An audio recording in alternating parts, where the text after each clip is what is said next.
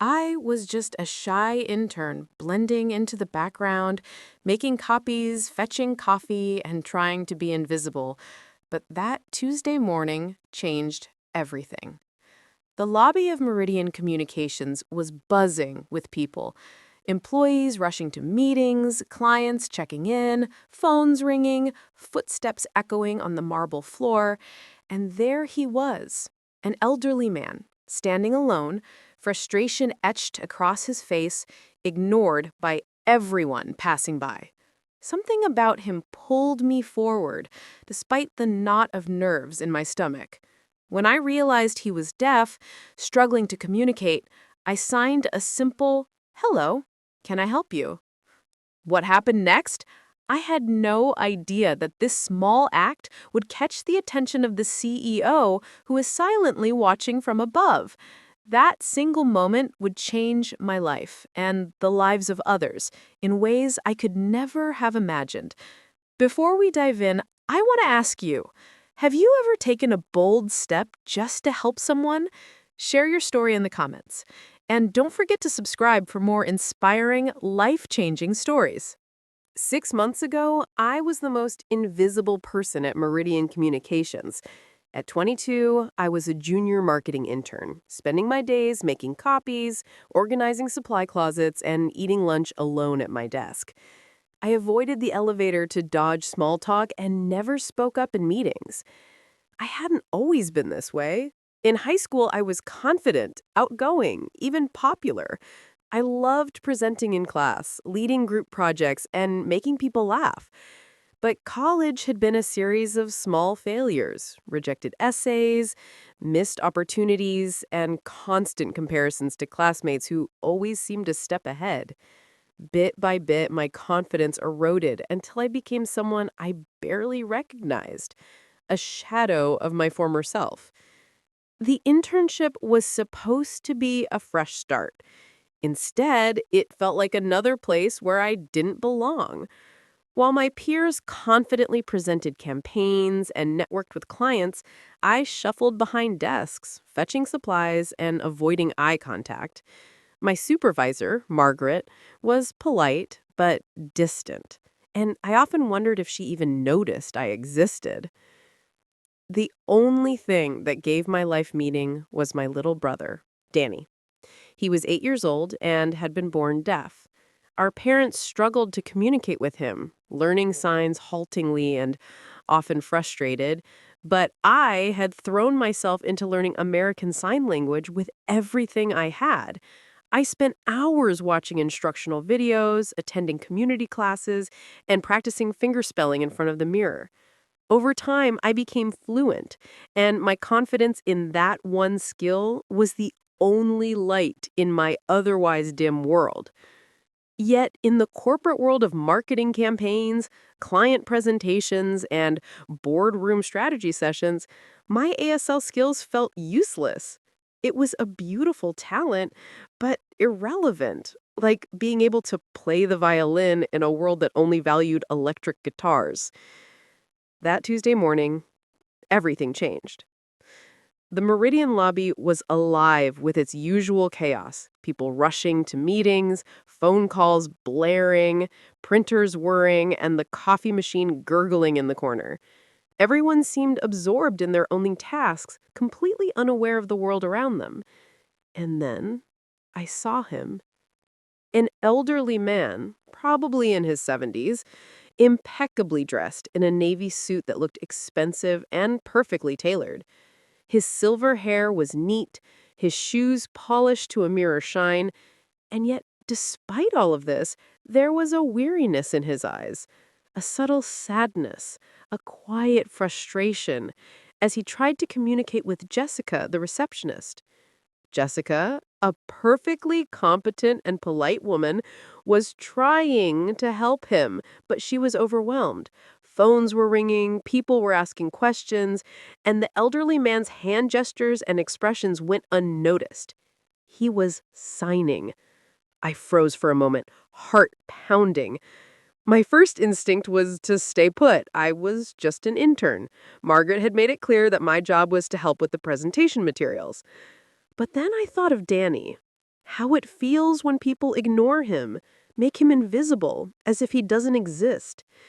I couldn't let that happen here. Not today. I swallowed my nerves and walked toward him. "Hello," I signed, my hands shaking slightly. "My name is Catherine. Can I help you?" His face changed instantly. Relief washed over him, followed by surprise, and then a warm smile, the first genuine smile I had seen from him all morning. "You sign," he signed back, fluently. "Thank goodness. I thought no one here would understand me. I'm here to see my son, but I don't have an appointment."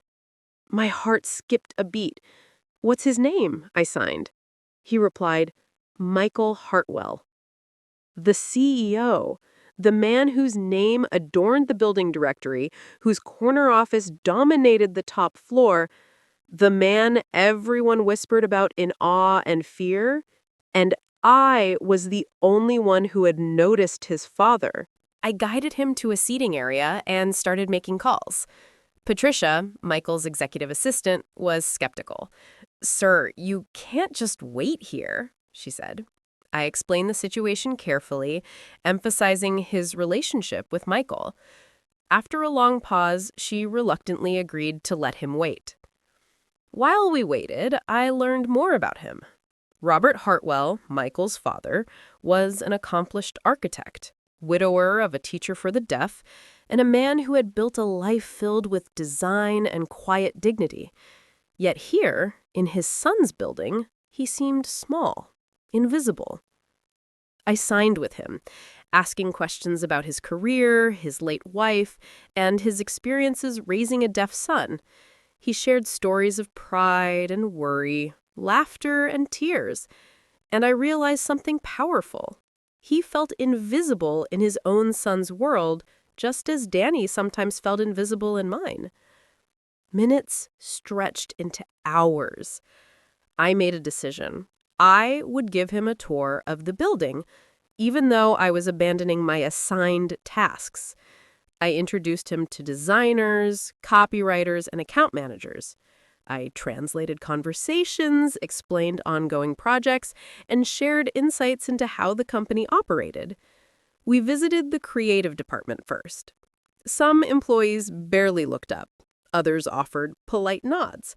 But a few paused, genuinely interested when I explained he was an architect who could appreciate design work.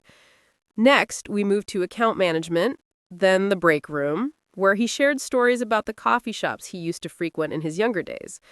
Everywhere we went, I could see his curiosity and pride blooming, his eyes alive with engagement. And then I saw him, Michael Hartwell, standing on the mezzanine, partially hidden, watching. My heart raced. I had no idea how long he had been observing. Had I just ruined everything? Yet, as I continued, I saw something remarkable. Robert's face was alive, and Michael's expression softened. I realized something even bigger was happening. This wasn't just about me helping someone. It was about reconnecting a father and son who had drifted apart.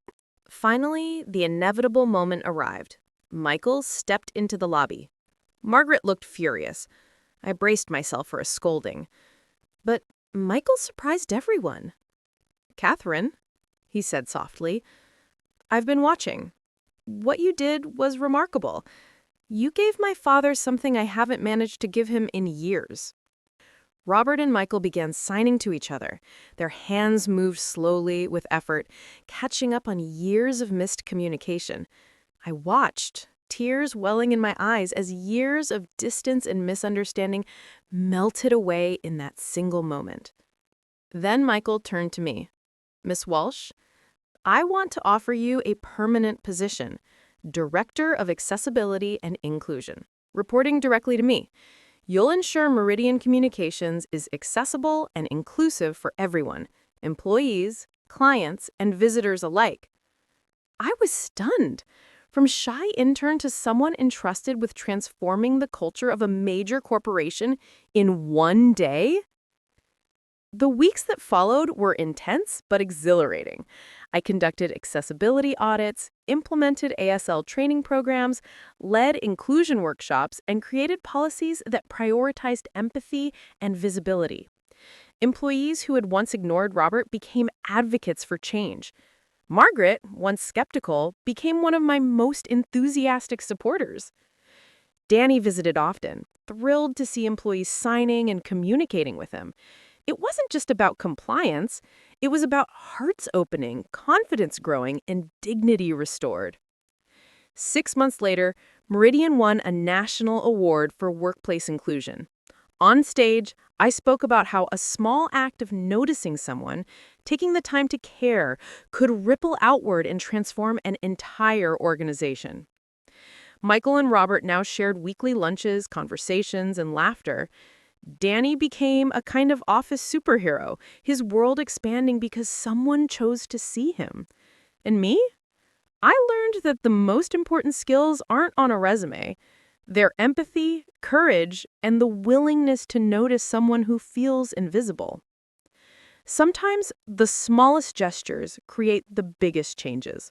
One hello, one act of kindness can change the course of lives, including your own.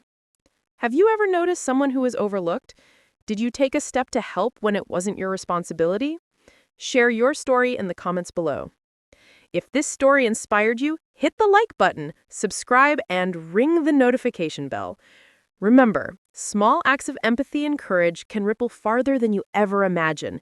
You never know whose life, and your own, you might transform.